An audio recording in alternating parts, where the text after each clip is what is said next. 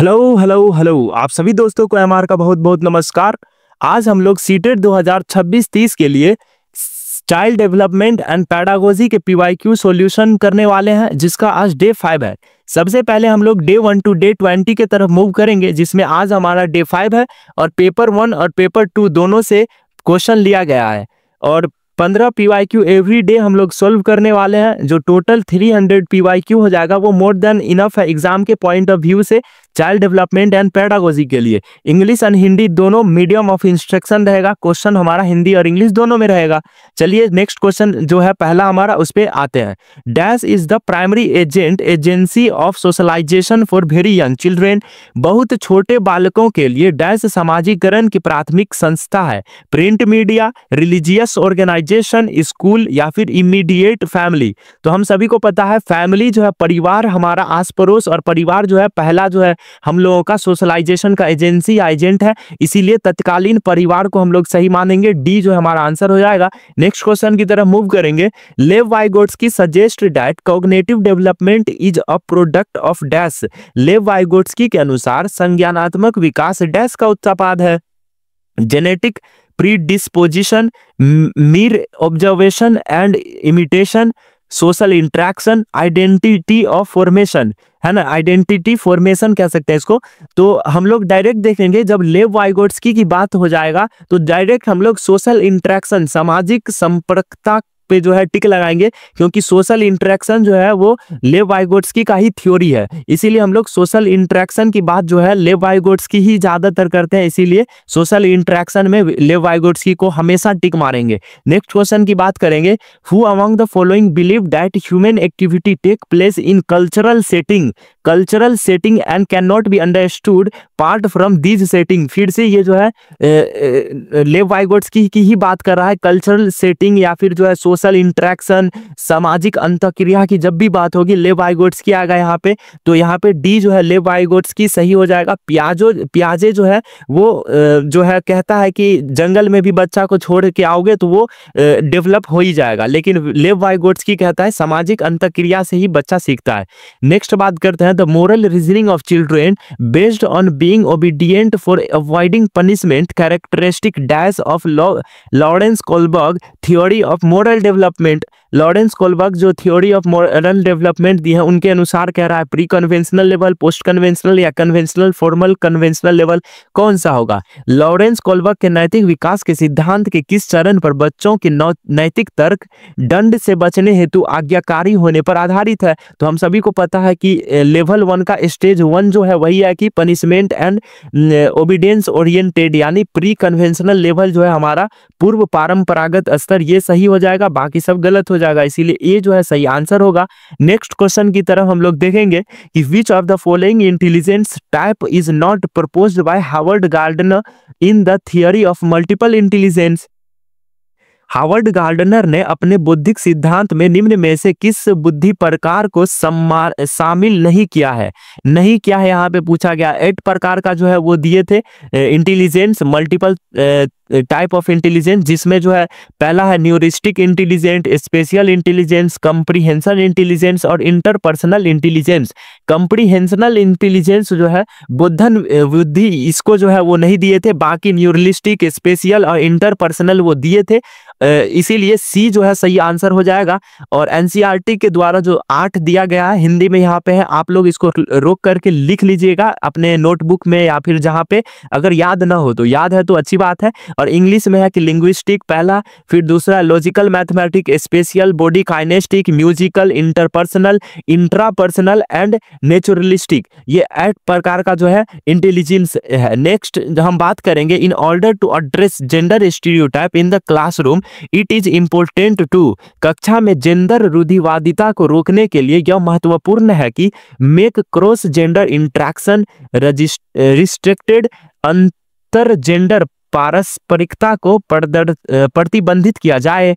Avoid discussion around gender discrimination. तीसरा है present examples that challenge those stereotype. ये सही लग रहा है क्योंकि कह रहा है कि कौन सा हम लोगों को क्लासरूम में जो है जेंडर स्टीरियोटाइप को एड्रेस करेगा यानी रोकेगा, जेंडर रूढ़िवादिता को कौन रोकने के लिए काम करेगा। तो present examples that challenge those stereotypes. और चौथा है practice gender bias through everyday life. गलत हो जाएगा तो सी जो है सही हो जाएगा। नेक्स्ट क्वेश्चन की तरफ हम लोग मूव करेंगे। To promote critical thinking among student it is important to. विद्यार्थियों में समालोचनात्मक सोच को बढ़ावा देने के लिए जरूरी है कि avoid discussion and debate in classroom, provide reflection time to student, emphasize on rote memorization और avoid assigning collaborative work to student. फिर से पढ़ेंगे इसको कि विद्यार्थियों में समालोचनात्मक सोच को बढ़ावा देने के लिए क्या जरूरी है। तो अवॉइड डिस्कशन नहीं, providing reflection time to student B सही हो जाएगा कि विद्यार्थियों को चिंतन का समय दिया जाए। जब सोचने का समय देंगे आप तो वो क्रिएटिवली सोच पाएगा, क्रिटिकल थिंकिंग उसमें आ पाएगी। अवॉइड असाइनिंग कोलैबोरेटिव वर्क जो है गलत हो जाएगा, तो बी सही आंसर है। नेक्स्ट क्वेश्चन की तरफ मूव करेंगे। Assessment for learning should be, यानी अधिगम हेतु मूल्यांकन, पढ़ने के लिए मूल्यांकन किस प्रकार का होना चाहिए। Exam centric, norm reference, formative या स्टैंडर्डाइज्ड मानकीकृत। तो फॉर्मेटिव जो है सही हो जाएगा, बाकी सब गलत है कि रचनात्मक जो है होना चाहिए हम लोगों का असेसमेंट फॉर लर्निंग के लिए असेसमेंट। चलिए नेक्स्ट क्वेश्चन की तरफ मूव करेंगे। For meaningful learning it is important to create a classroom culture where student get ample opportunities to dash. अर्थपूर्ण अधिगम हेतु कक्षा में ऐसी संस्कृति विकसित करनी चाहिए जहां विद्यार्थियों को डैश के अत्यधिक अवसर मिले। Compete with each other, construct knowledge, rote memorise the fact, listening passively. तो ये जो है गलत हो जाएगा ए, सी और डी। और कंस्ट्रक्ट नॉलेज जो है ज्ञान का निर्माण करने, ये सही हो जाएगा क्योंकि जब तक हम लोग कंस्ट्रक्ट नॉलेज कंस्ट्रक्ट नहीं करने देंगे मीनिंगफुल लर्निंग क्लासरूम में नहीं हो पाएगा। नेक्स्ट क्वेश्चन की तरफ हम लोग बात करेंगे। Student should be facilitated to be dash. विद्यार्थियों को डैश बनने के लिए सुसाधित करना चाहिए। Independent thinker, dependent thinker, passive imitator, high competitor. तो इंडिपेंडेंट थिंकर जो होगा, स्वतंत्र विचारक, वो हम लोगों को बनाना है स्टूडेंट को, इसीलिए ये सही हो जाएगा इंडिपेंडेंट थिंकर, स्वतंत्र विचारक। नेक्स्ट क्वेश्चन देखेंगे कि Reena is referring to similar kind of problems to find the solution for a given problem. She is employing the problem solving strategy refers as dash. Reena एक दी गई समस्या के समाधान हेतु उस समस्या से मिलती जुलती समस्याओं को उद्धृत कर रही है। वह निम्न में से किस समस्या समाधान युक्ति का इस्तेमाल कर रही है। Hypothesis testing, analogical thinking, functional fixedness, mnemonics. अगर हम किसी एक समस्या को देख करके और दूसरी समस्या को बनाने लगते हैं उसको हम लोग एनालॉजिकल थिंकिंग कहते हैं। एनालॉजिकल थिंकिंग अनुरूपक सोच, इसको हम लोग एजुकेटेड गेस या गट फीलिंग से भी निरूपित करते हैं। बहुत टाइप में जो है एनालॉजिकल थिंकिंग को न दे करके एडुकेटेड गेस दे देगा या फिर गट फीलिंग दे देगा, वहां पे एनालॉजिकल थिंकिंग के सेम वो लोग काम करता है। चलिए नेक्स्ट हम लोग बात करेंगे। और teacher should avoid paying attention to the error made by student. एक टीचर को अवॉइड करना चाहिए, बिल्कुल नहीं।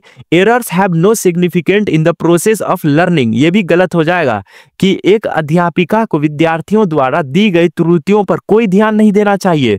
त्रुटियों का अधिगम प्रक्रिया में कोई महत्व नहीं होता है। तो ए असर्शन और रीजन दोनों गलत है, इसीलिए both assertion and reason are false. A और आर दोनों गलत है, डी सही आंसर हो जाएगा। नेक्स्ट क्वेश्चन की तरफ मूव करेंगे।